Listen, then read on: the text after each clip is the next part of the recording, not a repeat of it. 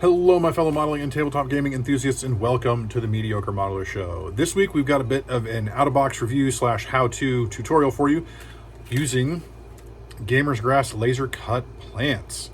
One of my local gaming stores here in Central Iowa, Mayhem Collectibles, just started carrying these, and as well as a lot of other Gamer's Grass products in about the last week. I had to run down there yesterday to get some more grass tufts for basing my Marines. They didn't have the exact tufts that I was using before, but I got some stuff that was pretty similar, and I picked up some of these, and I like them so much that I'm adding these to the bases on everything that I've done so far. I'm gonna need more of these because you can see I've had these 24 hours and I've used probably close to half already. So without any further ado, let's head on down to the bench. We'll take a look at these, how they come out of the box, and then we'll give you a little how-to on how I do them. You can also search online. Gamers Grass has their own tutorials on how you can use these, but I'll walk you through how I decided to use them. All right, here we go. So these are some of the Gamers Grass laser cut plants. Yeah, I just bought these yesterday, and as you can see by all of these dark spots, I've already used quite a fair bit of them. I'm gonna need more. So the two varieties that I picked up, Plantain Lily and Dumb Cane, I think these are actually hostas. That's what it actually says on the back, a variety of hosta. Basically you pick a plant, peel it off the sprue, you can mold it, bend it, and then you glue it on. Native from Asia, blah, blah, blah. Oh, hey, it actually does tell you about this. I never actually looked at that, didn't look at that part. So what are these? Dumb canes. Oh, cool. Well, either way, I think they look pretty good. As you can see, we'll look at an example of a finished model with it on the base, combined with some grass tufts.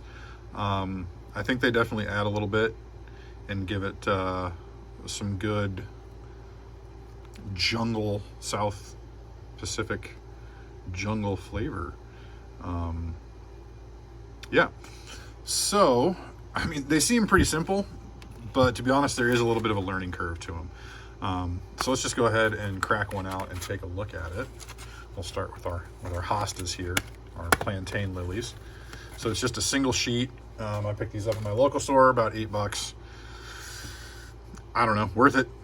You can see it's just a single sheet. It is double-sided, so I suppose you could use either side. I've only been using one side, but I suppose I could flip them over and call it a different variety, but I could just also, it could just be the shade side.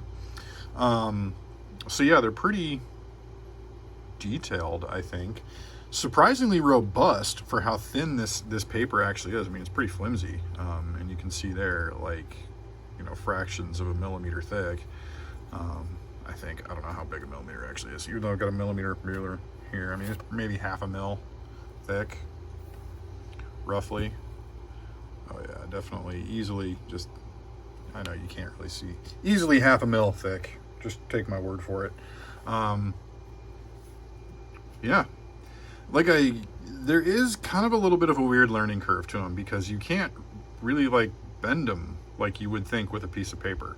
Because I tried using like an old paintbrush handle and trying to bend it around that, and it just wasn't really working particularly well. So they've got a surprising amount of rigidity to them. So yeah, let's go ahead and we'll pick one here. Yeah, we'll just take this one right here. I mean, you can manhandle these things pretty well. I'll set that off to the side. I mean, I haven't broken one yet, and I've done probably, you know, 2 or 3 dozen so far at this point. But yeah, you can see it just comes flat like that, and you can kind of bend it around. But what I was kind of saying is, say I want to bend this leaf into a more natural shape, kind of, I can do that, but it doesn't really retain the shape of it. It does better if you kind of just bend it. But what we'll do is I'll go ahead and just kind of do the process that I've been using to kind of get these done. So I kind of put a pretty extreme bend in it there, you know, where the stem sort of meets the leaf. And then just do that with all the rest of them. And then I send them flying. Haven't lost one yet, thankfully. Have a couple that have gone onto the floor. And I've got quite a few models to do this on. I decided I'm going to retrofit all of these onto the bases of all of my Marines. So I've got a huge pile of at least a dozen here. Kind of like my specialist teams, my special weapon teams, and a machine gun team, and my war dog. So kind of put a good bend into the stem where it meets the leaf. And then what I'm going to do is actually kind of make a root right here in the middle by just taking the stem and just bending it up. It's a little tougher on some of these just due to the positioning of it, but works pretty well. And then we'll take this side like that. Oh, kinda, I guess. Not sure which way that actually went. Could just kind of take the two of them and do this. And then just kind of hold it from the middle, and then I'll kind of manipulate the leaves a little bit more, the stems a little bit more, to get us kind of more like a centralized spot around there. So as you can see, I mean, it kind of looks not too bad. And then basically just take it and just glue it wherever you want. Obviously I've got all my tufts on, so it does make it a little bit more challenging to get them to sit quite right. And what I've been using, I've actually been using some of Aleene's tacky glue. I think Gamers Grass actually recommends using super glue, but I don't like the way that super glue kind of dries glossy if you get too much on there. So I've been using this tacky glue instead. Just put a little bit on there. Grab my little pasta here, and then just kind of aim for that little center point. Try and get that right there. Get, you know, a fair amount of glue on that spot there, and then I'll just kind of plop it onto the base. Make sure I kind of get it set just about right. And a lot of them overhang the lips of the base, and it looks like I may not have painted the base on that one. Oh well, whatever, that's fine. So yep, so just like that. Now I found that these hostas are a little bit easier than the dumb cane that I have, which we'll take a look at next, just because the leaves are thinner. And the stems, you know, it has stems. As you can see, there really aren't stems on here. This is the undersides of everything. But we'll go ahead and pick one. You can see there's a lot of different sizes on these ones, much bigger ones, and then you've got some pretty, you know, smaller ones. I mean, yeah, some of these are pretty small, a little tougher to manipulate. But I'll show you kind of what I've worked out with these. We'll probably go for this one right here. And again, you can see just kind of how well that took a beating. Just trying to get stuff, get stuff aligned, sort of. So yeah, what I like to do with these is it similar, except I literally take the leaf, hold it about halfway through, and then just bend it like that. It puts kind of an unnatural bend into it, but it kind of works out in the end. It's not perfect, but again, it does kind of work out, and we'll see here in a bit. You could also try bending the leaves in the middle too. I've done that, but then if you try to bend the leaf again, it doesn't really do a whole lot of good for you. So we've kind of got that bend put into it, and then again, just take it kind of where it meets that center portion and just bend it upwards. So this way you kind of at least get a little bit of curl to the leaves coming out from the center.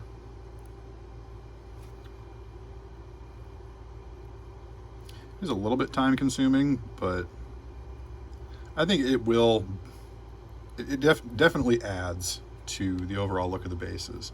It's not that I was unhappy with the work I had done before, but this definitely adds a bit to it that I feel like it was kind of missing.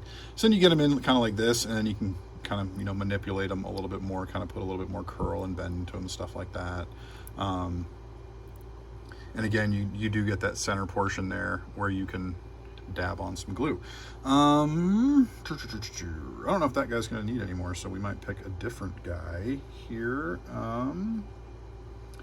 Let's I got to pick who I want here. Yeah, let's see if we can fit this on the base of our sniper. It's going to be a little trickier, but I bet we can do it. So again, get that good dab of glue on there, you know, on that portion of our And we're just going to put it like he's just got his feet right around this hosta here. Just like that. You know, and it looks fairly natural. You know, take your time to kind of line things up just a little bit. And there you go. I guess it's just as... Yeah, he doesn't really have room for anything else. He's got that great big tuft there. But yeah, I mean, that just adds just a little bit extra to it. You know, kind of help feed that jungle vibe a little bit. So that is our... the two different ones that I've tried. I think some ferns might look kind of cool. Yeah, our plantain lily and our dumb cane from Gamer's Grass. Well, there we go. It's as simple as that. If you do plan to pick some of these up, I would suggest just taking a couple of minutes to kind of play around with them, make sure that you can manipulate them the way that you want or in a realistic enough fashion for yourself. I think they definitely add a lot. Look pretty cool. Definitely help feed that jungle vibe I'm going for with my Marines in the South Pacific. Sorry, I keep looking down. I've got like 24 Marines down here on my workbench right now. That most of the I've got about 4 left that I just need to put the plants on. So yeah, I would highly recommend them. I think I paid about $8 for each of these.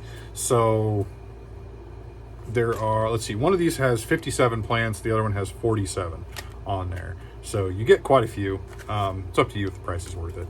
It's like with Gamer's Grass stuff, like I'm fine paying $20 for a set of 10 pre-painted 25mm bases. I get them a little bit cheaper through Michigan Toy Soldier. So definitely go check that out if you're looking for some of those pre-painted battle-ready bases, as they call them.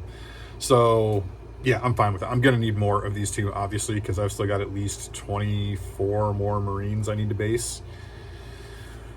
I might be able to do that. Yeah, we'll see. We'll cross that bridge when we come to it. I'll go buy more if I need to in like a couple of days. But yeah, I hope you found that useful and informative and maybe decided to go out and get yourself some. Hopefully someplace local to you stocks them. So yeah, as always, if you have any questions, comments, concerns, please drop them down below. I will be sure to respond. Like, comment, and subscribe if you feel so inclined. It's always nice to get the comments on there, to check the videos and see the number of likes. Also, check out my social medias, Instagram, Facebook for Mediocre Modeling Studios, as well as my Warlord Games affiliate link. That is in the description down below. Take you straight to the Warlord Games website, where you can pick up any of the awesome miniatures that they've got, any of the games that they've got. I know Bolt Action version 3 should be out in about a month now, so that's going to be pretty exciting. I haven't pre-ordered it, probably won't pre-order it, but I'll probably pick it up relatively soon after launch. But I've got some ideas for a lot of stuff, a lot of painting tutorials I want to do in the next coming weeks, not even related to Bolt Action or Conflict 47, a couple of Heresy tutorials and things like that, and even some Clash of Steel from Gale Force 9. So it's just finding the time to film an entire painting tutorial. It's not the easiest to do, but anyway, yeah, check those links out in the description down below. You can help out the channel by ordering your product direct from Warlord Games using my affiliate link. So thank you folks very much for watching. I hope you enjoyed the program. And until next time, may your paints be thin, your brushes be pointy, and your dice be hot.